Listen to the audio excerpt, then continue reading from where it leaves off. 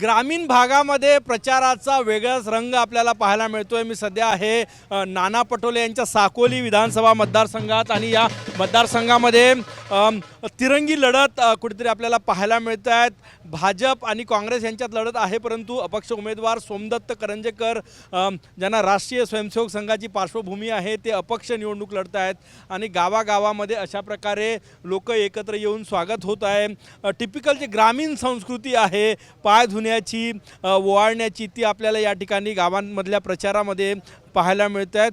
आणि आपल्यासोबत सोमदत्त करंजेकर आहे। महाराष्ट्राचं लक्ष लागून असलेला हा मतदारसंघ आहे जिथे स्वतः नाना पटोले काँग्रेसचे उमेदवार आहेत ज्यांना मुख्यमंत्री असं इथले भावी मुख्यमंत्री समजलं जातं, तर दुसरीकडे भाजपचे उमेदवार आहे। सोमदत्तजी, मला एक सांगा, काय पोझिशन आहे नाना पटोले यांचा हा मतदारसंघ ज्यांच्याकडे भावी मुख्यमंत्री म्हणून बघितलं जातं, तिथे तुम्ही अपक्ष आहेत, कुठं बघता स्वतःला आणि स्वागत? हो, हा आमचा पण मतदारसंघ आहे। सकाळपासून 8:30 वाजतापासून निघालो आणि कित्येक ठिकाणी म्हणजे आम्ही ज्या पदयात्रा सुरू असते लोक सांगतात आमची मुलगी MBBS झाली, आमची मुलगी BMS झाली। आत्ता एक टेंबरेजी भेटले होते, त्यांच्या मुलाला मी जो रोजगार मेळावा घेतला होता त्याच्यामध्ये 45,000 रुपये पर मंथची सॅलरी लागली। कोणी इंजिनियर झाले, म्हणजे शेकडो आमचे इथे सगळे विद्यार्थी सगळीकडे आहेत आणि त्याच्यामुळे आमचा पण मतदारसंघ आहे। आणि आता हे गाव जिथे आपण आहे हे बामणी, म्हणजे इथली 400 एकर जमीन भेलसाठी गेली आणि फक्त श्रेयवादाच्या राजकारणावरून नाना पटोलेंनी तो प्रकल्प बंद पाडला। त्याच्यामुळे आता सरपंच साहेब आहेत, मेनपाले साहेब, उपसरपंच आहे, काकाजी आहे, तुम्ही यांचे विचार घेऊ शकता। तुम्ही भाजपकडूनही उमेदवारी मागितली होती पण ती दिली नाही, आता तुमच्या कारवाईचं काय?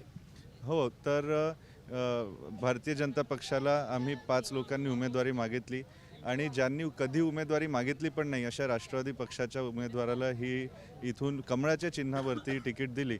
आणि तसं पाहिलं तर पूर्ण भंडारा जिल्ह्यात भाजपा कुठेच लढत नाही। तुमसर राष्ट्रवादी, भंडाऱ्यातून शिवसेना आणि साकोलीतून पण राष्ट्रवादीच्या उमेदवाराला 2 तास आधी 100 रुपयाची पावती फाडून दिली। त्यामुळे खरी भाजपा हीच आहे आणि 22 लोकांचं आता निष्कासन झालं आहे। राज्यमंत्री दर्जा असलेले एनचिलवार साहेब असतील किंवा स्वतः आमदार बाळाभाऊ काशीवार आपल्यासोबत आहेत, यांचा सत्यपाल भाऊ मरसकोल्हे जिल्ह्याचे उपाध्यक्ष, बरेचसे पदाधिकारी दिसतील काल निष्कासित झाले आणि त्यांना आनंद आहे की कुठेतरी भाजपा वाचवण्यासाठी आणि वाढवण्यासाठी, कारण जसं गोंदियामध्ये गोपालदासजी अग्रवालांना कमळाच्या चिन्हावरती उभं करण्यात आलं मागच्या वेळेस आणि तेव्हा विनोद भाऊंना जनतेने उभं केलं आणि प्रचंड मताधिक्याने 1,03,000 त्यांनी घेतले, तसं त्याच्याहून छान परिस्थिती इथे आणि प्रचंड मताधिक्याने आम्ही निवडून येत आहे। काय मुद्दे घेऊन तुम्ही मतदारांपर्यंत जाता आणि हे ग्रामीण एक वेगळं वातावरण निवडणुकीत आपल्याला पाहायला मिळतं? हो, म्हणजे इथे सगळ्यात मोठा मुद्दा रोजगाराचा आहे। इथे शिक्षण क्षेत्रात म्हणजे चांगलं भरीव कामगिरी असली तरी पण रोजगार नाही। आता दुसरा मुद्दा म्हणजे मी भरपूर इथे जवळपास आता यावर्षी 14,000-14,500 निशुल्क चष्मे वाटप, मोत्याबिंदूचे ऑपरेशन, दंतचिकित्सा, आरोग्य शिबिर हे होत असतं, पण इथे स्थायी आरोग्याची व्यवस्था तिन्ही तालुक्यात नाही।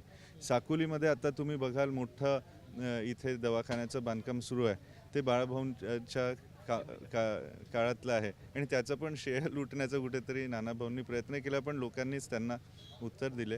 भाजप आता भाऊ सोबत आहे, तुमच्यासोबत आहे साकोलीतली? खरी भाजपा तर हीच आहे असं।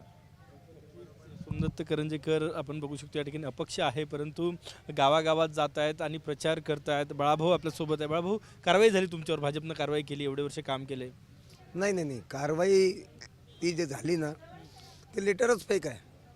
म्हणजे स्वतः आमच्या वरिष्ठ नेत्यांनी कळून केलं की ते लेटर फेक आहे म्हणून, आणि त्याच्यामुळे करते कारवाई कर। भाजप कोणासोबत आहे आता इथे साकोली?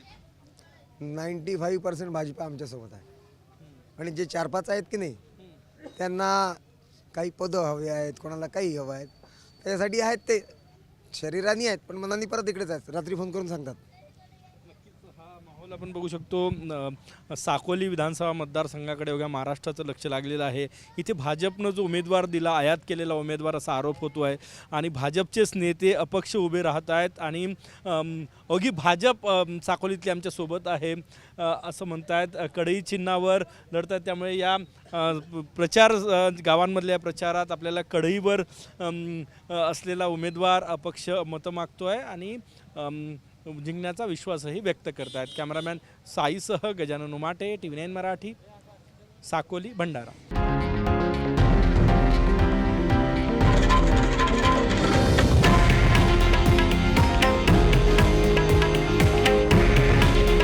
हे आहे देशातील नंबर 1 न्यूज नेटवर्क आणि आपण पाहत आहात TV9 मराठी. काळजी तुमची, हित महाराष्ट्राचं.